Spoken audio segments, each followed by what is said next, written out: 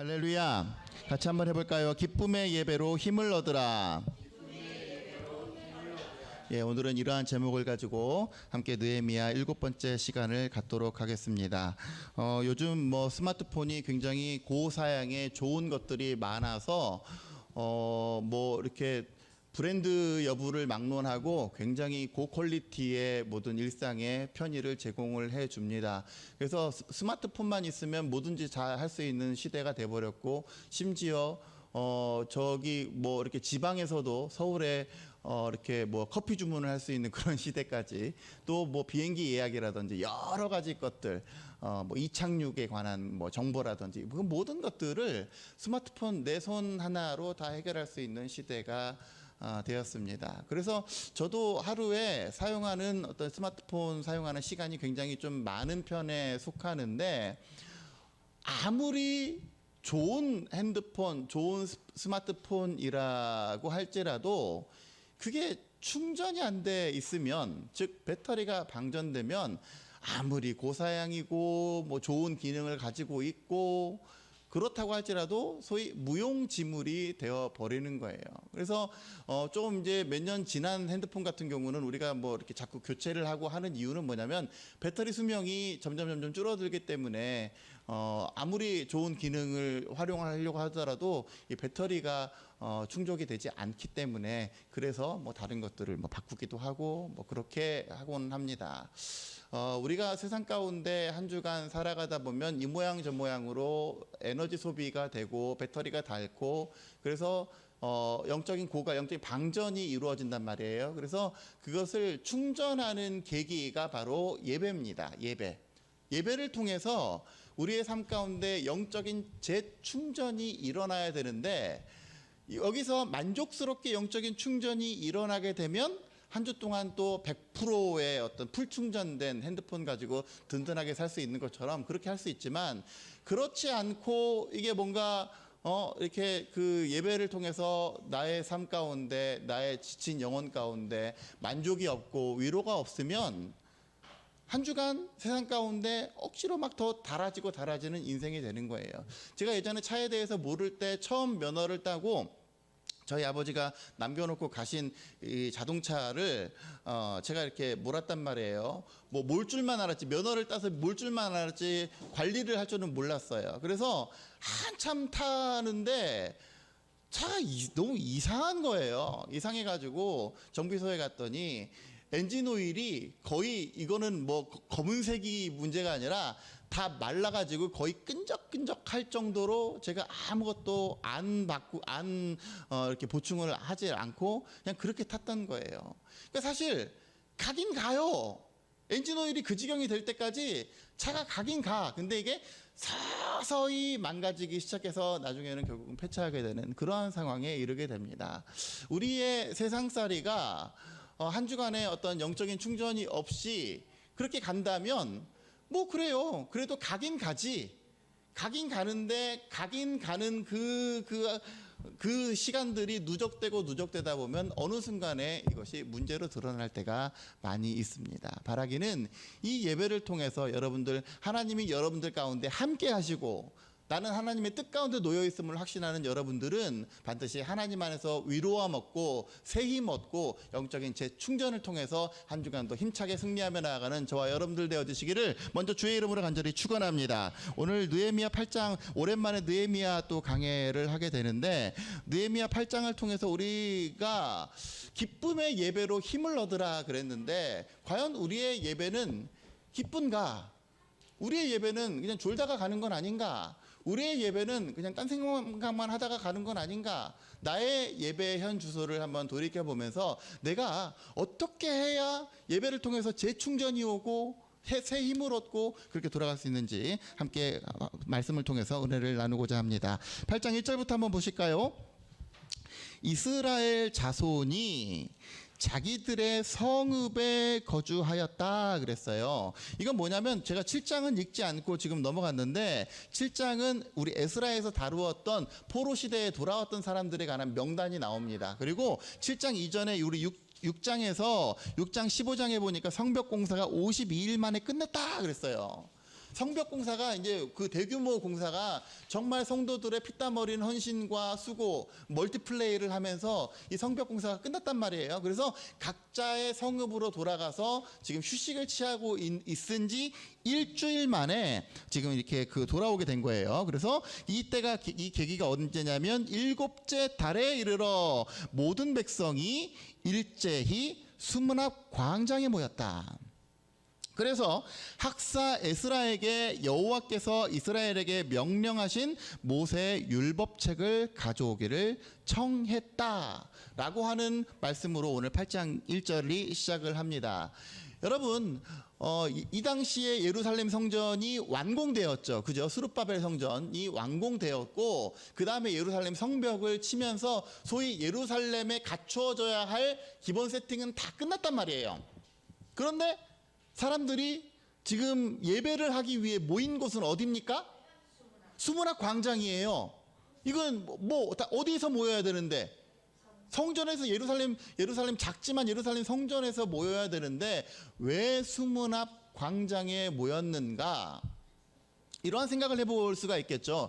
예전에 그 여의도 순복음교회에서 조용기 목사님이 한참 명성을 날릴 때 그때 뭐 이렇게 그 100만 성도 기도 운동 하기 위해서 어디에 모였어요? 여의도 광장에 쫙 모여가지고 정말 그 수많은 인원들이 운집해 있던 그런 장면을 제가 이렇게 사진으로 본 적이 있습니다. 그런 식인 거예요. 모든 백성이 일제히 모이기 위해서는 일단은 예배당은 너무나 비좁은 곳이었고, 그리고 뿐만 아니라 이 이전의 세대들이 교회에서의 어떤 소위 말하는 예배당에서의 제사가 과연 하나님께서 받으실 만한 것이었는가? 이스라엘 백성이 예루살렘 성전이 회파되기 이전에도 성전 제사는 분명히 있었어요. 그런데 그것은 항상 우리가 습관적이었던 것이었고, 지난주에 했던 그대로 그냥 이번 주에도 하고, 아무런 감흥도 없고 아무런 도전도 없고 아무런 회개도 없는 그 성전에서 탈피해서 일제히 수문 앞 광장에 전부 다 모든 백성이 다 모였습니다.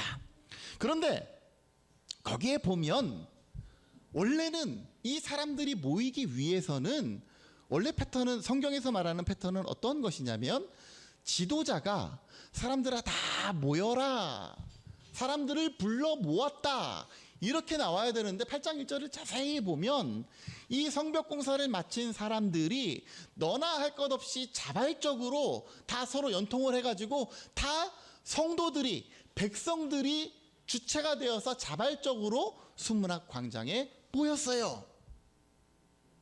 그러니까 이것은 뭘 의미합니까? 여러분, 아무리 느헤미야가 정말 뜨거운 마음을 가지고 막 정말 하나님 앞에서 불타는 마음을 가지고 성도들, 사람들한테 모여서 우리 예배합시다, 모여서 우리 하나님의 말씀을 나눕시다 해도 사람들이 그걸 거부하면 사람들이 왜 그렇게 해야 돼요? 나 바쁜데? 그러니까 쉬이 말하면 이런 거예요. 우리가 주중에 뭐 성경 공부합시다, 뭐 수요 예배 합시다 해도 사람들이 그걸 왜요? 나 지금 나 바쁜데, 할 일이 많은데. 이렇게 되면 아무리 내가 막 주체할 수 없는 뭐 열정을 가지고 있어도 할 수가 없는 거예요.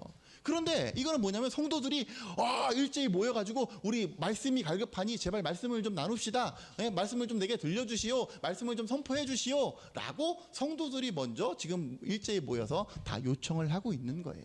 제가 예전에 그 운동선수들, 은퇴한 운동선수들이 예능 프로에 여기저기 이렇게 진출을 했는데 피는 못 석연가 뭐 그런 게 있었어요. 예전에 그 2세들, 그러니까 운동선수들 2세들도 그런 어떤 그 운동 DNA를 이어받았다라고 하는 그런 취지에서 뭐 이렇게 예능 프로그램을 이어나갔는데 한 가지 장면이 딱 떠오릅니다. 뭐냐면 그 이동국 선수, 그 당시 이동국 씨가 그 아들 하나 있고 딸 이렇게 엄청 많이 있잖아요. 막내 아들이 아마 태명이 대박이어서 사람들이 대박이 이렇게 알고 있는데 그 아이한테 얘기하는 거예요. 내가 드디어 얘한테 이제부터 축구를 가르쳐 주기 시작을 했습니다. 딱 그랬어요. 그러냐고. 역시 축구 선수 아들이라서 축구를 이제 잘할 거라고. 근데 이제 그 패널 중에 한 명이 물어봐요. 왜 근데 예전부터 더 어렸을 때부터 가르쳐 주지 왜 그때 안 가르쳐 줬냐고 했더니 그 이동국 씨가 그렇게 얘기를 하는 거예요. 저는 얘가 아빠 저 축구 좀 가르쳐 주세요 할 때까지 기다렸어요. 저는 그 한마디가 나중에 이거 설교 때 꼭 써먹어야 되겠다 하면서 꼭 그걸 기억을 해놨어요. 뭐냐면 그게 딱 너무 와닿는 거예요. 뭐냐면 아빠가 아무리 막 정말 충만한 마음을 가지고 아들한테 야 너 이것도 해봐라 저것도 해봐라 아무리 한들 받아들일 준비가 되어 있지 않고 그것에 필요가 없다고 한다면 이 모든 열정이라든지 이런 것들은 다 무용지물이 되는 거예요. 그런데 아들이 먼저 아빠 저 제발 축구 좀 가르쳐 주세요. 그 순간을 기다렸다는 거예요. 그러니까 이스라엘 백성들은 지금 활짝 열린 마음을 가지고 말씀을 받아들일 모든 준비와 모든 자세가 다 되어 있는 겁니다. 우리 생명의 교회의 예배가 하나님 앞에 온전히 힘을 얻기 위해서는 제가 여러분 말씀을 읽어야 됩니다. 여러분 말씀 뭐 하고 기도하고 해야 됩니다. 이것이 아니라 정말 하나님 앞에 온전히 기도하고 정말 하나님의 은혜를 갈구하면서 내가 말씀으로 너무나 갈급한 인생입니다. 나에게 말씀을 좀 선포해 주십시오. 말씀을 깨달아 알게 해 주십시오. 라고 하는 그 니드가 그 열정이 여러분들 가운데서 먼저 출발하게 되시기를 주의 이름으로 간절히 축원합니다. 그래야 변화가 있어요. 그래야 충전이 있어요. 그 다음에 거기 보면 일제히 수문학 광장에 모여서 누구에게 학사 에스라에게 여호와께서 이스라엘에게 명령하신 모세의 율법책을 가져오기를 청했다. 여러분 지금 보면 느헤미야가 주도한 성벽공사 여기서의 주인공은 누구일까요? 당연히 느헤미야고 느헤미야가 차지하고 있는 백성들 사이에서 차지하고 있는 어떤 신망이라든지 영향력은 절대적이라고 할 수가 있습니다. 왜냐하면 에스라는 여러분들 아시다시피 2차 포로기환을 이끌었던 사람이었고 제사장 겸 학사였고 이미 한바탕 활약을 했던 상황이고 지금 이 당시는 모든 성벽 공사가 느헤미야의 주도하에 느헤미야의 지도하에 이루어졌기 때문에 이 당시에 가장 영향력 있는 사람은 느헤미야였어요. 근데 사람들은 느헤미야를 부른 것이 아니라 누구를 불렀어요? 에스라를 불렀어요. 그 이유가 뭡니까? 그 이유가 에스라는 제사장이었기 때문에 그래요. 에스라는 학자, 율법 학자였기 때문에 그래요. 율법을 가르치는 사람이었기 때문에 그래요.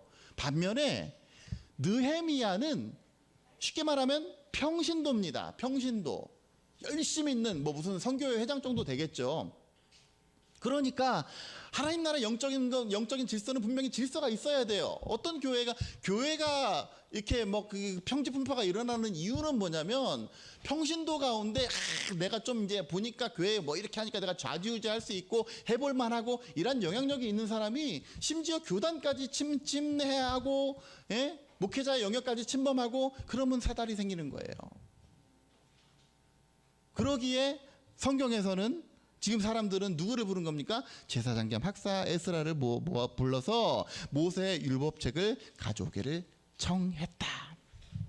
2절 7째 달 초하루에 제사장 에스라가 율법책을 가지고 회중 앞 곧 남자나 여자나 알아들을 만한 모든 사람 앞에 이르러 수문 앞 광장에서 새벽부터 정오까지 아침나절 내내 남자나 여자나 알아들을 만한 모든 사람 앞에서 읽음에 뭇 백성이 그 율법책에 귀를 기울였는데 그때 학사 에스라가 특별히 지은 나무 강단에 섰다. 그러니까 오늘날 우리 예배가 이렇게 강단이 있고 이렇게 단이 있는 건 뭐냐면 전부 다 성경에 이러한 것들을 복원해서 그래요. 이때 나무 강단이라는 이 강단의 개념이 처음으로 등장을 하게 됩니다. 그의 곁 오른쪽에 선 자는 mat디디아와 스마야와 아나냐와 우리야 hil기야 마세하고 왼쪽에는 이렇게 서서 총 이 에스라와 13명의 사람들이 좌우의 보좌에서 쫙 서 있는 모습.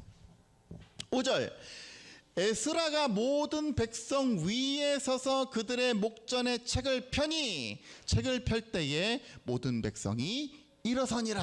그러니까 얼마나 보세요. 하나님의 말씀을 낭독하겠습니다. 그리고 쫙 폈더니 모든 백성이 쫙 하고 일어서는 거야. 야, 이 상상을 하면 참 이게 막 가슴이 벅차지 않습니까? 저는 우리 교회에서도 성경 말씀 보겠습니다. 딱 열면 촥 일어섰으면 좋겠는데 몸이 불편하신 분 또 거동이 불편하신 분들 계실까봐 그냥 앉아서 그냥 하는 거예요. 그러니까 이게 왜 그러냐면 경외함의 표현입니다. 하나님의 말씀에 대한 경외함. 우리가 오늘 찬양했죠? 말씀 앞에서 경외함으로 주께 내가 홀로 섭니다. 딱 그 모습. 말씀 앞에서 하나님의 말씀에 경외하는 자세를 가지고 내가 딱 홀로 서 있는 그 모습을 우리가 이 말씀을 통해서 상상할 수가 있어요. 6절 에스라가 위대하신 하나님 여호와를 송축하매 모든 백성이 손을 들고 아멘 아멘 하고 응답하고 몸을 굽혀 얼굴을 땅에 대고 여호와께 경배하니라. 그래서 여러분 제가 뭐 늘상 말씀드리지만 아멘은 습관입니다. 아멘하는 습관을 통해서 우리 하나님 앞에 나도 그렇게 되길 원합니다. 이 말씀이 나에게 믿어집니다라고 하는 표현을 적극적으로 하시는 여러분들 되셨으면 좋겠습니다. 아멘입니까? 아멘. 응답, 아멘하고 응답하고. 요즘에 아이들이랑 가끔 통화할 일, 전화할 일이 있는데 아니면 이야기하거나 할 때 뭘 물어봤는데 제대로 응답을 안 하면 그것만큼 답답한 일이 없어요. 뭐 애들한테 뭐 주일날 오는지 여부를 확인하려고 전화를 했는데 여보세요? 누구야? 그래서 뭐 한 주간 잘 지냈니? 어이구 그렇게 답답해. 응답이 그렇게 중요합니다. 하나님이 우리 세대에 나에게 이 모양 저 모양으로 말씀하시는데 말씀을 통해서 내가 너와 함께하노라 확신을 주시는데 그것에 대해서 이러고 있으면 제대로 된 영적인 소통이 일어나지가 않는 거예요. 바라기는 아멘 하나님 앞에 감사로 응답하시는 여러분들 되시기를 주의 이름으로 간절히 축원합니다. 7절 예수아와 바니아 세레베아와 뭐 이런 사람들이 백성이 이 제자리에 서 있는 동안 그들에게 율법을 깨닫게 하였는데 저는요 여러 그 목사님들 설교를 이렇게 분석을 해보기도 하고 다른 교회는 어떻게 설교하나 뭐 이런 것들을 많이 보지만 저희 교회가 성경 읽는 본문의 양이 굉장히 많아요. 어떤 데는 그냥 한 구절 딱 읽기도 하고 뭐 이렇게 하고 가장 뭐 복 있는 사람은 악인에게 뭐 이런 거 하기도 하고 하지만 저는 항상 뭐 강해 설교다 보니까 기본적으로 성경 읽는 분량도 길고 그렇습니다. 그래서 어떤 사람은 그냥 아이고 그냥 우리도 그냥 항상 기뻐하라 쉬지 말고 이런 걸로 같이 풀어서 설교해 주세요. 이런 분들도 뭐 계실 거예요. 그런 니드도 있을 거예요. 그러나 저는 말씀의 원리는 뭐냐면 말씀을 내가 읽었습니다. 이걸로 끝나면 안 돼요. 말씀의 생활은 독경이 아닙니다. 말씀을 읽고 깨달아야 돼요. 이 말씀이 무엇인지 깨달아야 돼요. 사도행전 8장에 보면 빌립이 에디오피아 내시를 만나는 장면이 있는데 에디오피아 내시가 예배하러 예루살렘에 가는 길 가운데 선지자 이사야의 글을 막 읽었단 말이에요. 한참 읽는데 빌립이 그 근처에 갑니다. 뭐 하고 있어요? 성경 읽고 있습니다. 이 읽는 내용을 깨달아요? 지도해주는 사람이 없어서 내가 깨달을 수가 없습니다. 그래서 빌립이 막 풀어서 이것은 바로 이사야 53장의 말씀은 바로 예수 그리스도가 우리 가운데 오실 거라는 얘기입니다. 그랬더니 그제서야 이게 깨달음이 확 오니까 막 마음에 주체할 수가 없는 거예요. 길거리 가다가 저기 보니까 또랑이 있으니까 내가 여기서 세례 받으랍니다. 결단을 하게 되는 거예요. 이게 말씀 생활은 어떤 사람 보면 나 성경 1독했다 2독했다, 뭐 3독했다 자랑하는 사람이 있어. 물론 좋지. 그런데 그 가운데 나에게 뭐가 남느냐 이거예요. 남는 게 무엇이냐. 이게 중요합니다.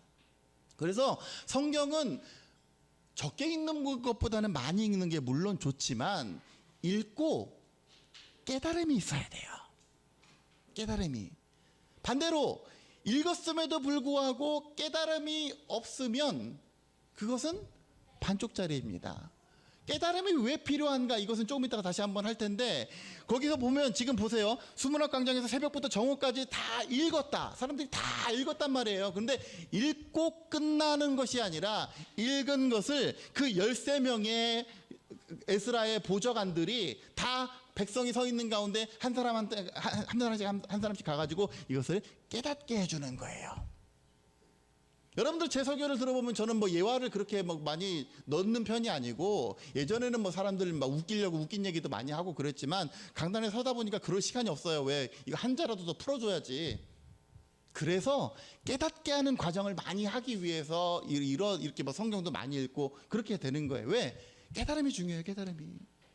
성경을 아무리 많이 읽으면 뭐해? 나한테 이 말씀에 대한 깨달음이 없고, 이 말씀이 나에게 적용되어 깨달음이 없고, 그래서 성경은 우리가 신학적 성경 읽기, 깨달음의 성경 읽기도 필요하지만 신앙적인 성경 읽기, 이것이 나한테 어떤 의미가 있는가, 하나님께서 이 말씀을 통해서 나에게 하시고자 하는 바가 무엇인가에 대한 신앙적 성경 읽기까지 이어져야 됩니다. 바라기는 여러분들 말씀을 읽고, 말씀을 덜어는 쓰시고, 말씀을 깨달아 알 수 있는 여러분들 되셔서 말씀 가운데 하나님께서 우리 인생에게 말씀하시고자 하는 바를 반드시 알고 주님 앞에 나아가는 저와 여러분들 되어주시기를 주의 이름으로 간절히 축원합니다. 8절 보세요. 하나님의 율법책을 낭독하고 그 뜻을 해석하여, 이게 너무 중요하다니까요. 해석하여 그 백성에게 낭독하는 것을 다 깨닫게 하니. 자, 깨닫고 나니까 어떤 현상이 일어나요? 백성이 율법의 말씀을 듣고 다 우는지라. 그 이전에는 새벽부터 정오까지 읽었는데 막 다 읽었단 말이에요. 근데 읽는 과정에서는 이러한 역사가 일어나지 않았어요. 근데 뭐 하고 나니까, 깨닫고 나니까, 뜻이 풀어지고 나니까 이 백성이 율법의 말씀을 듣고 다 우는지라. 그래서 총독 느헤미야와 제사장경 학사 에스라와 백성을 가르치는 레위 사람들이 모든 백성에게 이르기를, 오늘은 너희 하나님 여호와의 성일이니 슬퍼하지 말며 울지 말라 하고 예물을 준비하고 10절 마지막에 근심하지 말아라. 왜 이날은 우리 주의 성일이니 여호와로 인하여 기뻐하는 것이 너희의 힘이니라 그랬어요. 결론은 이게 좀 종합해보면 뭡니까? 이스라엘 백성들이 수문학 광장에 모여서 막 말씀에 대한 갈급함을 가지고 말씀을 아침부터 정오까지 열심히 읽었단 말이에요. 열심히 읽고 이 말씀을 해석해서 깨달아지니까 갑자기 막 내 마음 가운데 말로 표현할 수 없는 이 눈물이 나오는 거예요. 이 눈물은 어떤 의미입니까? 이것은 쪽팔림에 대한 의미예요. 회개에 대한 의미예요. 야, 내가 뭔데? 예?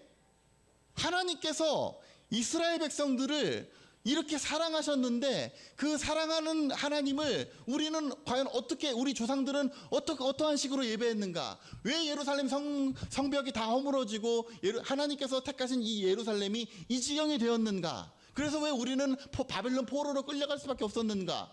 그래서 우리를 고아 같이 버려둔 것 같았는데 그 하나님이 우리를 다시 이곳으로 오셔서 정말 산전수전 다 겪게 하시고 정말 말도 안 되는 성벽 공사가 52일 만에 이루어졌는데,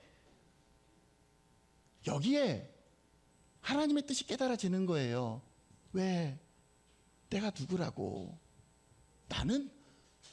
우리 인생은 하나님께 이렇게 하나님께서 챙겨주실 만한 인생이 아닌데, 그리고 바벨론 포로 시절에는 하나님께서 나를 벌하시는 줄 알았는데, 나를 외면하시는 줄 알았는데, 믿어봤자 소용 하나도 없는 줄 알았는데, 하나님의 본심을 깨닫고 나니까 막 눈물이 주체할 수가 없는 거예요. 여러분, 예레미야를 볼까요? 예레미야 애가 구약 1148페이지입니다. 예레미야 애가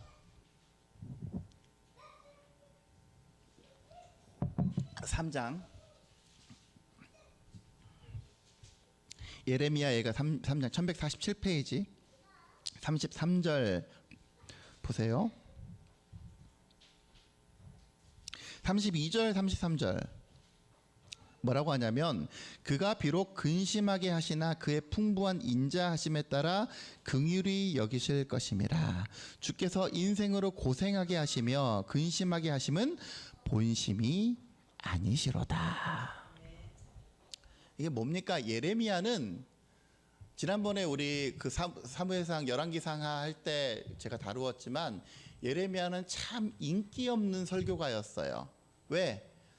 사람들한테 좀 좋은 얘기 해주고 맨날 뭐 이렇게 하면 복 받고 뭐 건강하고 뭐 장수하고 이런 설교를 해야 되는데 왜 맨날 니네 그 모양이고 왜 똑바로 신앙생활 제대로 못하고 뭐 그런 얘기만 한단 말이에요. 예레미야는. 그래서 예레미야는 이 너희들 이스라엘 망할 거야. 니네 다 포로로 끌려갈 거야. 이런 말 좋아하는 사람이 어디 있어요. 그래서 실제로 포로기에 도래하기 전에 예레미야는 끝까지 사람들한테 니네 다 끌려갈 거야. 그러고 끌려갔어요. 애굽으로 도망갔어요. 사람들이 돌로 치려고 하니까. 근데 그럼에도 불구하고 정말 이 나라와 민족을 위해서 엉엉 울어가면서 그렇게 눈물을 흘려가면서 이 선지자 활동을 한 사람이 바로 에레미야입니다. 그래서 이 에레미야를 눈물의 선지자라고 이렇게 우리가 별명을 짓기도 해요. 그래서 이 에레미야 애가는 뭐냐면 에레미야의 슬픈 노래, 애통해하는 노래, 하나님 앞에 애통해하는 이 노래가 바로 이 에레미야 애가예요. 애가. 예레미야 애가에서 지금 뭐라고 얘기합니까? 주의 성실하심이 아침마다 큽니다. 뭐라고 해요? 23절. 주의 성실하심은 아침마다 새롭고 성실하심이 크십니다. 왜? 하나님의 은혜는 우리를 저버리는 것 같고 우리에게 맨날 벌 주는 하나님인 것 같고 맨날 하나님과의 관계가 정말 안 좋고 그런 것 같은데 사실상 따지고 보면 32절 33절 읽은 것처럼 그가 비록 지금 나의 삶 가운데 근심하게 하시나 그의 풍부한 인자하심에 따라 긍휼히 여기시고 우리 인생으로 고생하게 하시는 건 제발 하나님의 백성답게 살도록 이끄시기 위해서 돌아오게 하시기 위해서 때리시는 하나님의 징계의 메시지고 본심이 아비가 아들, 딸들을 징계하고 훈계할 때 정말 너 이놈 새끼 죽어봐라 하는 심정으로 하는 게 아니잖아요. 잘 되라. 제발 고쳐라. 고쳐서 온전한 사람 되라. 그래서 인생에게 하시는 것은 본심이 아니라고. 그것이 깨달아지니까 엉엉 울게 됩니다. 나 같은 죄인 살리신 그것이 무엇이라고. 그 은혜가 너무나 여러분, 그래서 예배 때 우리 가운데 말씀이 선포되어질 때에는 때때로 그러죠. 말씀 가운데 나의 삶과 부딪히는 말씀들이 많이 있습니다. 나의 신앙에 이게 스크래치 나는 이런 말씀들이 굉장히 많이 있어요. 또 이 목사가 가만히 보니까 제가 그런 말씀들을 많이 선포를 합니다. 왜 기도 안 하십니까? 왜 신앙생활 제대로 안 하십니까? 왜 하나님 앞에 경외함이 없으십니까? 이 말씀을 통해서 먼저 우리가 회개의 자리로 나아가야 돼요. 회개의 자리로 나아가서 하나님, 그러한 저를 나 같은 지금 내가 코람데오 하나님 앞에 서 있는 말씀 앞에서 이 하나님 앞에 서 있는 나의 모습이 너무나 초라하고 정말 이 말씀이 전부 다 내 삶을 막 후벼 파는 것 같고 부끄럽고 창피하고 나 이 말씀 받아들이기 싫은데 그래서 어떤 경우에는 말씀 끝나고 집에 가면 굉장히 막 꺼짝지근해요. 도대체 나더러 뭐 교회 옮기라는 거야 뭐요? 이런 식으로 말씀이 굉장히 막 나한테 시험 들을 때가 있다니까요. 그래서 떠난 사람들도 많이 있어요. 예? 나는 일주일 동안 열심히 수고하고 열심히 힘을 내고 교회 와서 좀 위로를 좀 받았으면 좋겠는데 담임 목사가 따뜻한 말씀으로 위로를 해주지 않고 맨날 뭐 못한다고 맨날 이렇게 이 말씀이 너무 듣기 싫은 거야. 그냥 복 있는 사람은 악인의 개를 쫓지 않고 너희는 뭐 기뻐하라 뭐 이런 거 땅에서 잘 되고 장수하리라 이런 거 좀 해줬으면 좋겠는데 어루만져 줬으면 좋겠는데 근데 여러분 본질적으로 그건 이 목사가 여러분들 어루만져 주는 거죠. 그게 뭐 사람한테 어루만짐을 당하는 게 뭐 얼마나 의미가 있습니까? 제가 지난번에 말씀드렸다시피 제가 뭐 여전히 그런 가운데 있지만 제가 시험 들었을 때 여러분들은 저에게 그렇게 그다지 큰 위로가 되지 않아요. 위로가 될 수가 없어요. 뭐 물론 작은 위로, 소소한 위로는 될 수 있겠죠. 그러나 궁극적으로 제가 위로를 구해야 되는 건 하나님과 나와의 관계이지 사람들한테 자꾸 저한테 따뜻한 말 해주세요. 그런 아무런 위로가 되지 않아. 이 시간 이후에도 잘 들으세요. 저는 여러분들에게 그 어떤 위로를 해줄 생각이 없습니다. 왜? 그 위로는 영원한 것이 아니기 때문에 그래요. 물론 따뜻한 말을 해주면 좋겠죠. 그러나 적어도 말씀으로는 뭐 좌로도 우로도 치우침이 없이 말씀 그대로 증거하는 거예요. 거기서 만약에 찔림이 있다 그러면, 거기서 만약에 뭔가 나의 마음 가운데 걸거침이 있다 그러면 그게 지금 나의 영적인 상태인 거예요.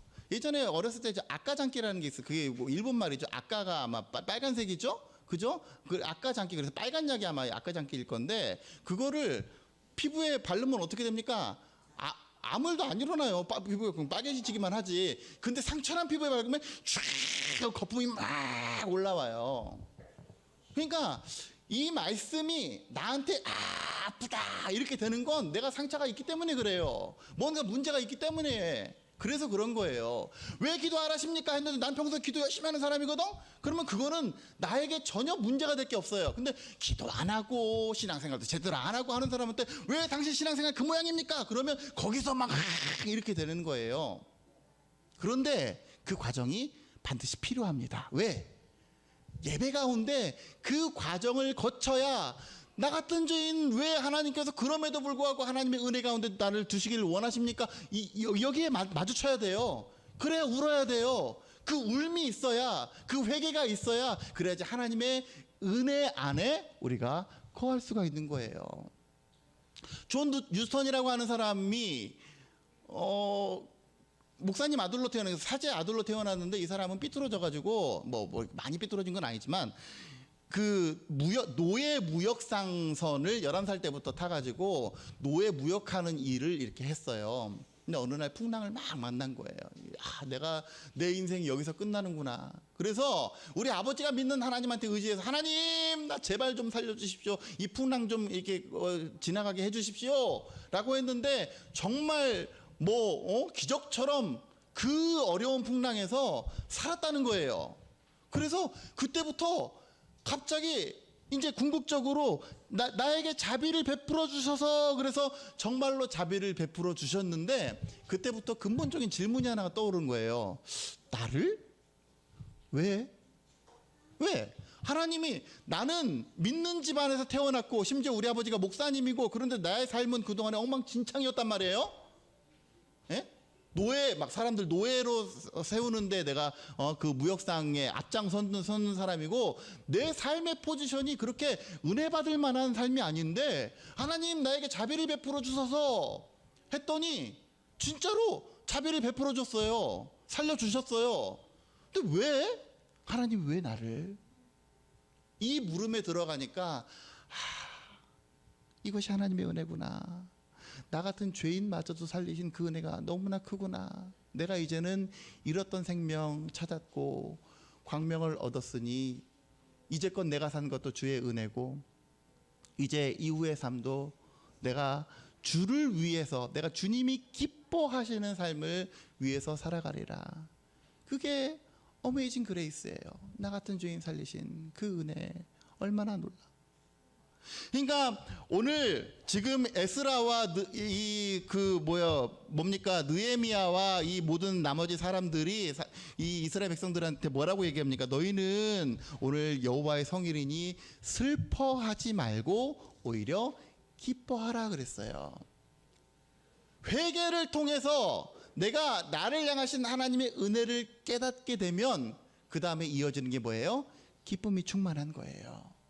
여러분, 교회에 와서 우리가 기뻐하고 영적으로 재충전을 얻을 수 있는 건 뭐냐면, 교회에서 목사가 설교를 재밌게 하고 즐겁게 하고 거기에서 기쁨이 오는 게 아닙니다. 예배를 통해서, 말씀을 통해서 하나님이 나를 향하신 뜻을 깨닫게 되고, 그래서 그 깨달아진 것으로 말미암아서 내가 회개의 강을 건너서 다시금 하나님의 은혜로 초청되었을 때 나 같은 죄인 살리신, 그래서 이 목사가 뭐라고, 제가 시험 들고 저도 이렇게 목회 그래서 막 대충 하고 싶고, 그래서 슬럼프를 겪기도 하고, 그런데 그럼에도 불구하고 하나님 안에서 위로함 받는 건 뭐냐면, 그럼에도 불구하고 쓸모없다 여기지 아니하시고 여전히 어쨌든 하드 캐리 해가지고 다시 세우시는 하나님의 은혜를 깨달을 때 거기서 위로함을 받는 거예요. 바라기는 저와 여러분들이 하나님 안에서 이러한 위로를 누렸으면 좋겠습니다. 그 위로를 누리기 위해선 먼저 말씀 앞에서 내가 경외함으로 주께 홀로 서는 작업이 필요해요. 나는 말씀의 사람인가? 나는 온전한 하나님의 사람인가를 먼저 말씀 가운데 비춰보게 되었을 때에 하나님이 그럼에도 불구하고 내게 은혜 주시는 이유는 무엇인가? 왜 하나님께서 내가 뭐라고 나에게 생명 주시고 내가 뭐라고 나를 건져주시고 우리 일생이 누구나 다 하나님 앞에 가는 수순을 밟게 되는데, 전에 들은 바로는 우리 뭐 또 그 친족 중에 누가 돌아가셨다고. 누구나 다 갑니다. 우리 장기동 권사님도 먼저 가셨지만 누구나 다 가는데 내가 무엇이라고 하나님께서 내가 너를 아노라 책임져 주시는 영생을 허락하시는 그 하나님, 그 하나님의 은혜를 생각할 때에 너무나 송구스러워서 때때로 눈물이 나고 하나님 앞에 떼굴떼굴 구르지만, 그러나 그 이후에 기쁨과 감사함으로 다시금 하나님 앞에 나와서 예배하는 것, 그것이 영적인 충전입니다.